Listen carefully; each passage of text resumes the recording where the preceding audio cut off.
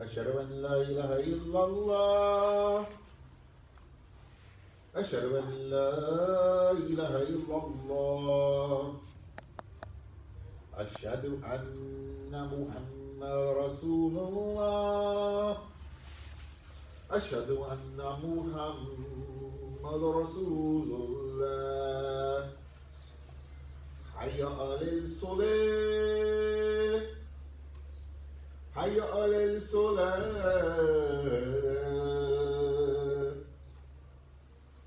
حي على الفلاح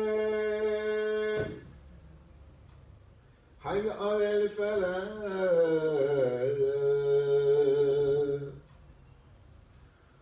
الله أكبر الله أكبر لا إله إلا الله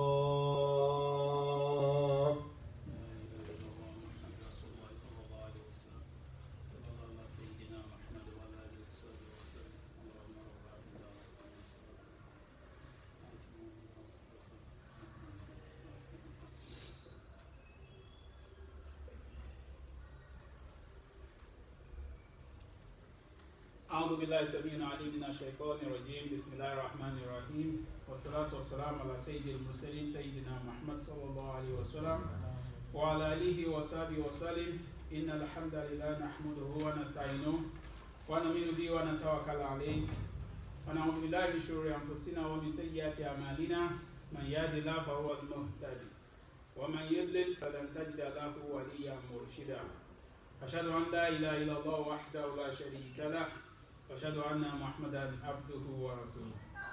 Brothers and sisters in Islam, Assalamu alaikum wa rahmatullahi wa barakatuh. All praise is due to Allah, the Lord of the worlds, the glorious, the most merciful. And we're thankful to Almighty Allah who has guided us to the path of Islam. Alhamdulillah. Because without a doubt, he that Allah guides, that's the person that is rightly guided. And whosoever he leads to stray will find absolutely no one to guide him aright. I bear witness that there is no deity worthy of worship except Allah, and that Prophet Muhammad sallallahu alaihi wasallam was a messenger of Allah. May the peace and blessings of Allah be upon all of you. Today, inshallah, I just want us to reflect together upon some journeys that I had recently. And that's why the title of my talk is Travel and Learn. Allah subhanahu wa ta'ala made this as a form of teaching for us. When he said in the Quran, travel on the land. Okay, because when you travel, you see a lot of things that will challenge your notions about other people. You will see many things that will reinforce the blessings of Allah upon you. You will see many things that will make you pause and wonder about those things you are oblivious of. When you travel, you will learn. Theories will become practical for you. And some things you never even imagine will begin to happen. And so when you see people who travel, they see a lot. They face challenges, no doubt about that. And that's why sometimes you get people stranded, right? People getting stranded because of one thing or the other. Not because they budget exactly what they needed, and then they got there, and then there was problem, or the flight got cancelled, and whatever, and then they are stranded. And then you have so many challenges. But one thing about Islam, alhamdulillah, Islam prepares us for so many things. Subhanallah. And it's difficult for us to sometimes appreciate that until you have been in that situation or you have to think through some of these issues. And so, this is the reason why I'm going to share this one with you today. So I went to a place, and when it was time for Salat, the Imam got up and said the common, and they called the common, and instead of making straight lines, people arranged themselves in circles. What was shocking about that is nobody was surprised. So that was the first place. The second place that I went, when it was time for Salat, and the Imam, the Imam stepped forward for Salat, instead of facing the east, everybody faced the west. And to them too, there was nothing strange about that. Yes, you are wondering, these people, they don't understand Islam at all. But who is there to bring Islam to them? Who is there to teach them Islam? Yes, We don't need to. These are people who understood Islam better than you. The first place I just told you was Makkah, but you didn't think through it. Because the Salat in Kaaba is not in straight lines. The Salat in Kaaba is in circle.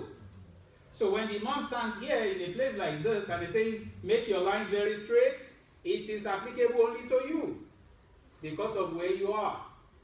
So that the first time you enter the Kaaba, don't be shocked when you see that there's going to be people moving around in circle, because the reason why we pray is to face the Kaaba, and when you're in the Kaaba itself, you are not going to be in straight line, you are going to be in circle around the Kaaba. And there you don't have women in the back of men, although they make every effort to do that, but sometimes that is not achievable because you have people making tawaf all the time and they stop only the time that they hear the command. Even people will be moving around sometimes when it's the command trying to find a place to stand. Okay, and you see a little bit of shuffling and pulling, which you are not supposed to do, but this stuff do happen when they are trying to find a place to pray. So you may actually be standing right there and next to you is going to be a woman who is not going to be your wife, and stuff do happen like that. But the fact is you are facing the goal, which is the Kaaba. Okay, which is the Kaaba. And so the Salat in the Kaaba is not you making straight lines. It is you making circles around the Kaaba. Yes, these people, yes, they understood Islam. So ritual number one, you just failed. Ritual number two, I traveled to Seoul, South Korea. I just came back a couple of weeks ago. Actually, about 2 weeks ago. So I went to a conference there from the 12th. I left on the 12th. I came back on the 20th. So I just came back about 10 days ago, 11 days ago. So I traveled to China, and from China to Seoul. Now, guess what? If you are going to pray from those areas, you don't face the east, you face the west. So it's not that they were doing anything wrong. But for people like us who live in this area, they were just accustomed to facing the east when we pray. Then you get a different pattern of what happens in another part of the world. Because you have to face the west if you are going to perform Salah. So they are not wrong.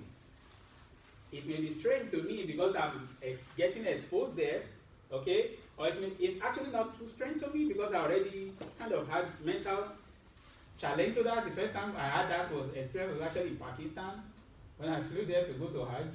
Long story, but that's really happened.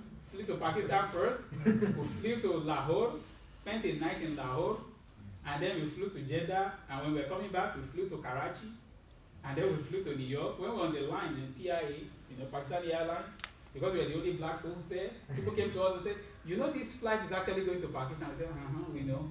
Because it was me, my wife, and the 3 kids. So that was a very interesting experience. So I already had that shock the first time we were facing the West.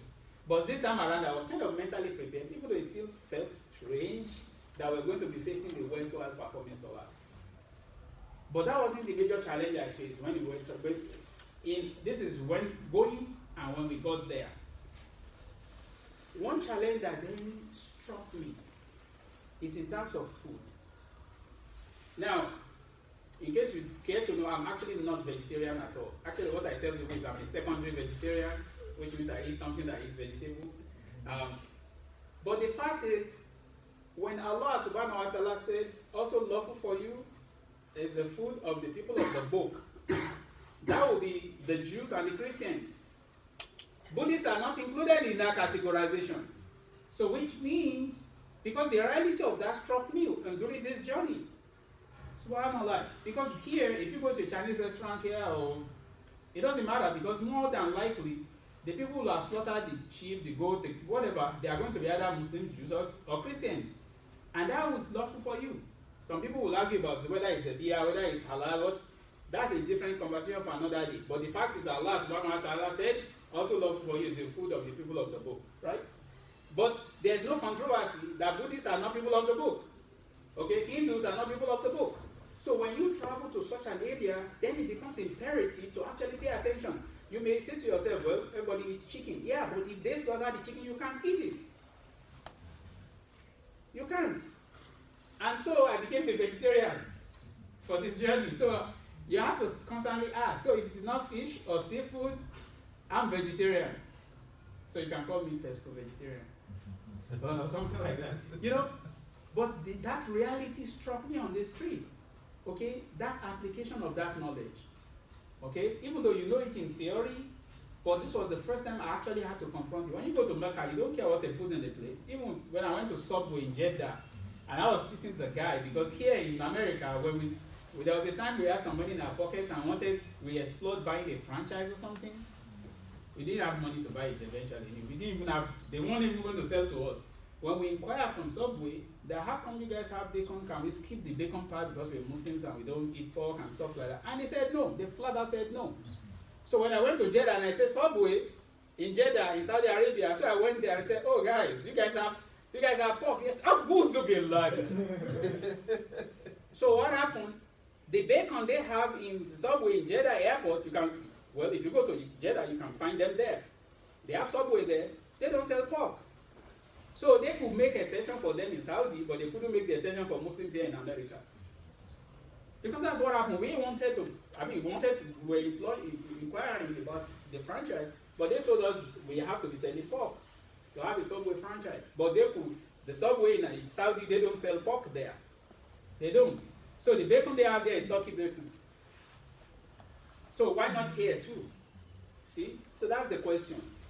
Anyway, but you do understand that different places will give you different challenges. Different places will give you different challenges. However, what is imperative is to understand the importance of Salat wherever you are. The importance of following the laws of Allah wherever you are. And Allah subhanahu wa ta'ala mentioned to us in Surah Al-Dariyah, chapter 51, verse 56, Ba'da'udhu billahi minash shaitanir rajim, وَمَا خَلَقْتُ الْجِنَّ وَالْإِنسَ إِلَّا لِيَعْبُدُونَ. I have not created men and jinns except that they should serve me. مَا أُرِيدُ مِنْهُمْ مِنْ رِزْقٍ وَمَا أُرِيدُ أَنْ يُطْعِمُونَ إِنَّ اللَّهَ هُوَ الرَّزَّاقُ ذُو الْقُوَّةِ الْمَتِينُ. That is not that Allah desires that we should give him any sustenance or give him any risk or feed Allah in any way, shape or form. Subhanallah, that's not going to happen. Because Allah huwa الرَّزَّاقُ ذُو الْقُوَّةِ الْمَتِينُ. Because Allah is the one who provides for all of us. So Allah doesn't need us, but we need Allah. But the reason why Allah has created us is to worship Him. And the peak of worship, the hallmark of worship, is Salat.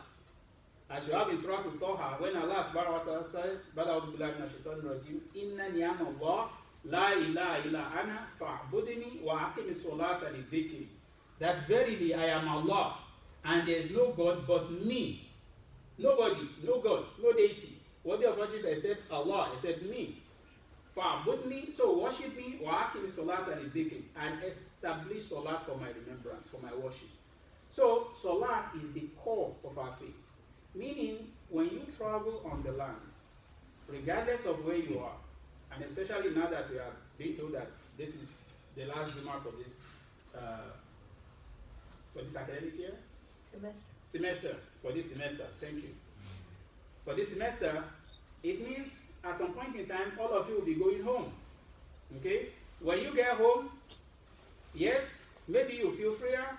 Maybe you will have people now wondering whether you are performing Salat, but remember, Allah subhanahu wa ta'ala is ever watchful over you. And the primary reason why you are created is to worship Allah, regardless of where you are. There are some people, when it's time for the exam, that's when they remember that Allah exists, because they want to go and pray to Allah to let them have an A instead of a B. Okay? But that's not the way Allah is to you. Allah is a deity that is worthy of worship at all times. And so, during your long vacation or short vacation, whatever it is that you have, and as you travel through the land or you go back home, just remember that the reason why we are all created is to worship Allah. And remember that Salat itself is so important in our lives that when Allah subhanahu wa ta'ala wanted to give us Salat, He invited the Prophet up to come and get it in Isra wal Miraj, the night of Isra wal Miraj. So when he got to Allah, then Allah subhanahu wa ta'ala gave us 50 daily prayers. And in the end, we got 90% discount. Right? Talk about Thanksgiving discount, huh? So we got a real discount that is worthy of thanksgiving to Allah, right? He gave us 45 out of it away, remaining 5. And that 5 then becomes weighted, like when you do survey analysis and you have weighted sampling. Okay, for those of you who do statistics. So each Salat then weighs 10 for the original 50. Well, like this is a gift from Allah. And so it is imperative to understand that the minimum to do is that 5 daily prayer. That's the minimum.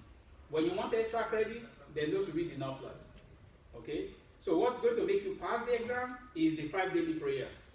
But you want to score A+, then you do the extra credit, which will be the nawafil that we have. You can start with the 12, the Sunnat Mu'akida of 2 rakas before Fajr, 4 rakas before Zuhr, 2 rakas before Maghrib, and 2 rakas after Isha. So you can do all those to boost your GPA before Allah. Okay? You can do all those, but in terms of the real thing to make you pass the exam, it is performing salat. And it's not just performing salat, it is performing salat at the right time. Okay? When you perform salat at the right time, because a salat ala waqtiha is the best deed a human being can do. The salat at the right time.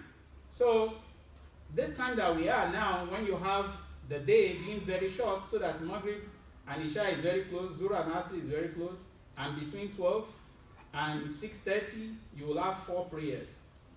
Think about it. Zuhr comes in around 11:57, Asr around 2:39 or so, Maghrib around 4:48, Isha around 6:05 or 6:06. So within a period of like 6 hours and 10 minutes, you will have all the 4 prayers.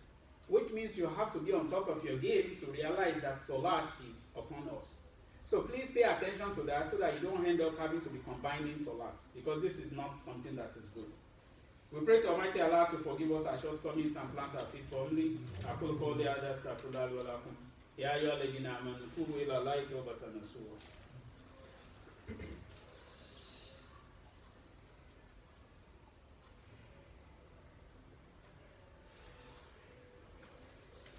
أعوذ بالله من الشيطان الرجيم بسم الله الرحمن الرحيم إن الله وملائكته يصلون على النبي يا أيها الذين آمنوا صلوا عليه وسلموا تسليما اللهم صل على سيدنا محمد وعلى آل سيدنا محمد كما صليت على سيدنا إبراهيم وعلى آل سيدنا إبراهيم وبارك على سيدنا محمد وعلى آل سيدنا محمد كما باركت على سيدنا إبراهيم وعلى آل سيدنا إبراهيم في العالمين إنك حميد مجيد.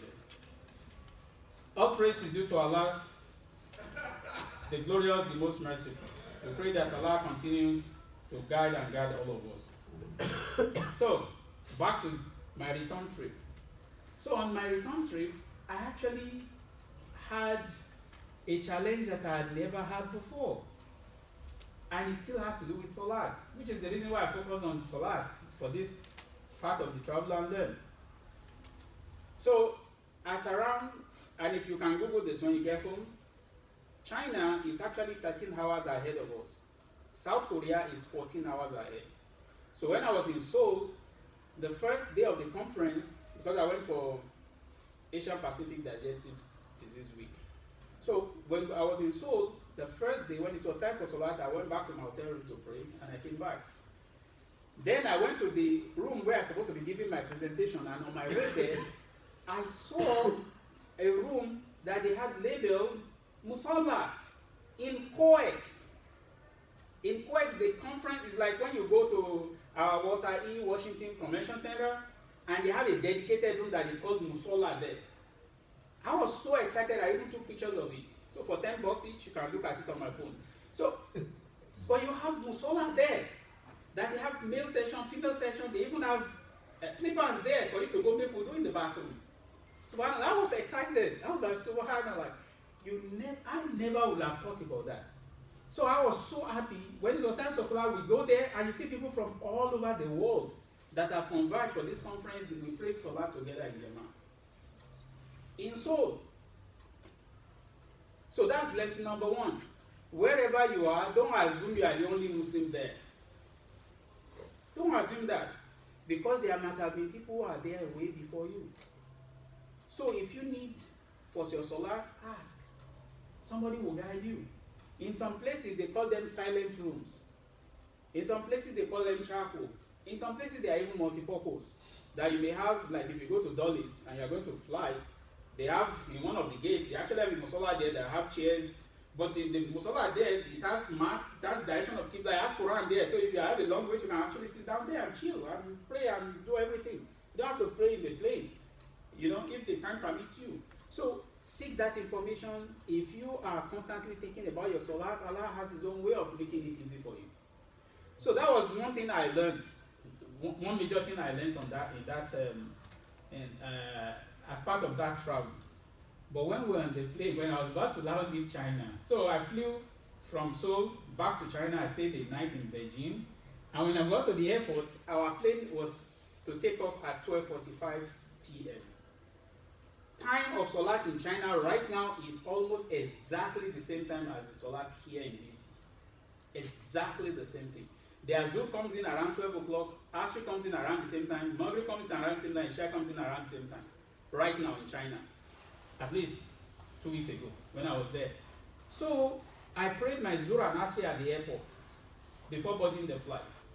About 3 hours into the flight, I looked out on the window because I was sitting by the window trying to look through the window in case I can see an angel, since we are high up, right? Of course, you're not going to see an angel. So I don't want to see an angel now because it means we are dead. So anyway, so when I opened the window, it was Maghrib. You can actually see the sun setting. It was Maghrib. But bear in mind, I knew that by the time we land in airport in Dulles, it's going to be around the time of Zuhr here. Because we are flying back in time, right? That's our own way of flying, going back in time. So, but where we were, it was time for Maghrib. A few minutes later, all the twilight have disappeared. Okay, not too long after that. So you know it was Isha. Wherever we were, it was Isha. And then, of course, I knew when we land here, it's supposed to be time of Zuhr, and then Asr, and then Maghrib and Isha. So what am I supposed to do? Question 1. Should I just wait when I get to Dulles, pray Zuhr and Asr, right? As I would as a traveler. Or should I pray, I already prayed Zuhr and Asr, so should I just pray my Maghrib and Isha in the plane, about 5 hours into the flight, knowing that when we land, it will still be just at the end of Zuhr, and then it will be Asr, and then it's Maghrib and Isha again. Meaning I end up praying 7 daily prayers. Or if I want to repeat my Zuhr and Asr, then it will be 9 daily prayers. So I was debating this within myself, and I came with a very simple question for myself that made me decide what I'm going to do. Because this Jummah and time is fast spent, I won't belabor you what I did. I asked myself one very simple question to resolve this controversy. And the question went like this. Musadi, if this plane crashes, what will you tell Allah? So I got up, went to the bathroom, to come and pray my Maghrib and Isha. Immediately. Because that was the question I asked myself. What gave me the guarantee that I was going to make it to Dulles? What's the guarantee? There's none. And if the plane crashes, then I come on the day of judgment and I said, Musadi, I said, yes, my Lord. Were you not peeping through the window and saw that it was Maghrib and Isha? I said, yes, my Lord. So why didn't you pray? What will I say? So I said, I don't have an excuse. So I prayed Maghrib and Isha. And when we landed in Dulles, by the time we were making it through the customs and stuff, it was up. Almost time for Asr. So I said to myself, well, I already prayed Zuhr and Asr. So I wasn't going to repeat that. By the time I was now fully, in metro area, this metro area, right, I'm home now, right? And then it was Maghrib. So I went to the masjid and I prayed Maghrib. And then I was in the masjid and I prayed Isha. And then I asked everybody, has anybody have such an experience before? And nobody I talked to have ever had such an experience before. Which tell us two things. One, we don't often go to those areas. That's one. Two, we don't have that experience.